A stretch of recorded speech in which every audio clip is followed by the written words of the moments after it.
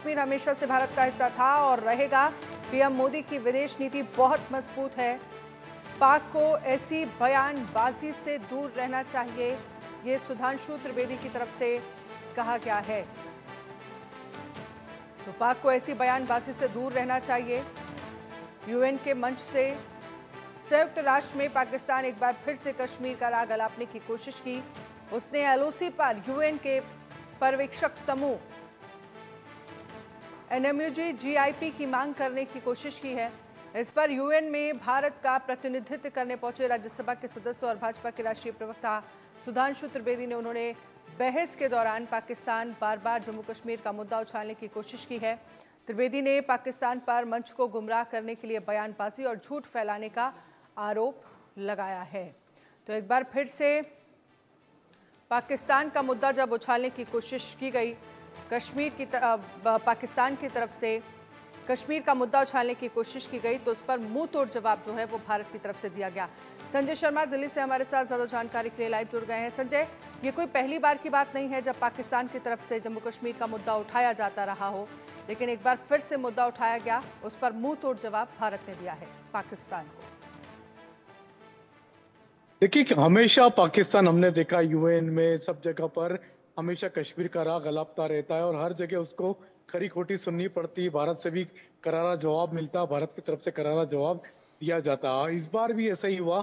जब भी पाकिस्तान कश्मीर की बातें करने लगता तो सबसे पहले बात होती है पीओके की, क्योंकि पीओके पर पाकिस्तान ने जिस तरीके से अनधिकृत रूप से कब्जा किया हुआ है, अब तो पाकिस्तान से उस पर बात करने की बात होती है कि पाकिस्तान पहले अपने पीओके को बचाए, उसके बाद बात करे। तो यही बात आज सुधांशु त्रिवेदी ने भी यही बात कही है। उनका यही कहना था कि पाकिस्तान इस तरीके के राग क्यों अलपता रहता है, क्योंकि जब पीओके भी पाकिस्तान के पास जो है वो भारत का ये बिना है। बिल्कुल संजय, और कहीं ना कहीं पाकिस्तान में जिस तरह के हालात हैं और पीओके में जो लोग रह रहे हैं उन्हें हमने देखा है किस तरह से पाकिस्तान सरकार को लेकर नाराजगी है, तो वाकई अब ये बात बढ़कर कश्मीर से हटकर पीओके पर आ गई है कि पीओके कब देगा पाकिस्तान, और पीओके में किस तरह के हालात हैं। पाकिस्तान की सरकार को लेकर वहां के लोग जो है वो नारेबाजी करते रहते हैं, प्रोटेस्ट करते रहते हैं, तो जिससे पीओके नहीं संभल रहा वो कश्मीर की बात आखिरकार कैसे कर सकता है।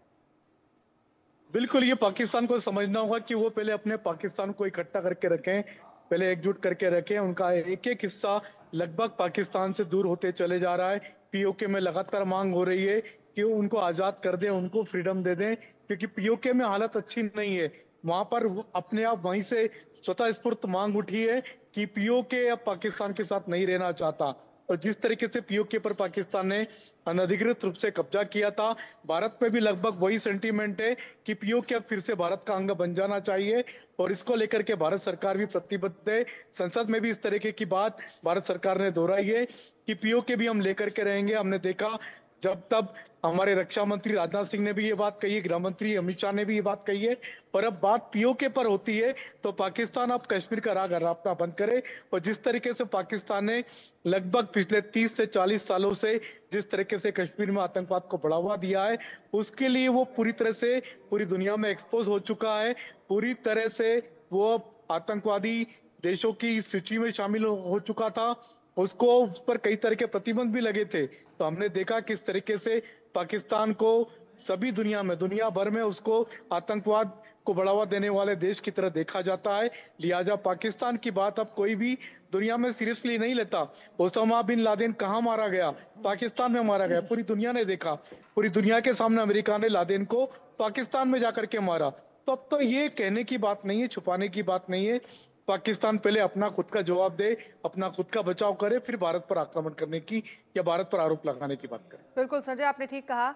जहां पर हमेशा राजनीतिक अस्थिरता बनी रहती है, जहां पर आम लोगों के लिए खाने पीने की चीज़ें मुहैया नहीं हो पा रही हैं, महंगाई इतनी ज़्यादा है, वहां के आर्मी चीफ सऊदी अरब जाते हैं वहां के प्रिंस के पास। जब हमने देखा कि अमेरिका में ट्रंप सरकार आई है और अब उन्हें एक अलग डर सताने लगा है कि कहीं इमरान समर्थक जो हैं वो बेकाबू ना हो जाएं और इमरान खान अब जेल से बाहर ना आ जाएं। जहां इस तरह की स्थितियां होती हैं, वो तमाम मंचों पर जाकर अगर कश्मीर की बात करता है तो उसके पीछे की मंशा साफ नजर आती है, जिससे पाकिस्तान नहीं संभल रहा, वो और क्या संभालेगा। बिल्कुल, हमने देखा 1971 में भारत ने जब पाकिस्तान के 2 टुकड़े किए, पाकिस्तान के 2 टुकड़े करके बांग्लादेश देश का निर्माण किया, उसके बाद से ही पाकिस्तान लगभग कश्मीर के लिए इस तरीके की हरकतें करना शुरू कर दी उसने। एक तरह से आप कह सकते हैं छद्म युद्ध, सूडो सूडो वार की तरफ से पाकिस्तान ने लड़ाई लड़ना शुरू करी, क्योंकि सीधे लड़ाई तो लड़ नहीं सकता था। जब पाकिस्तान ने सीधी लड़ाई लड़ने की कोशिश की भारत से, तो हमेशा मुंह की खानी पड़ी। हमने 71 के युद्ध में भी देखा, उसके बाद में कारगिल में भी यही देखा कि पाकिस्तान को मुंह की खानी पड़ी।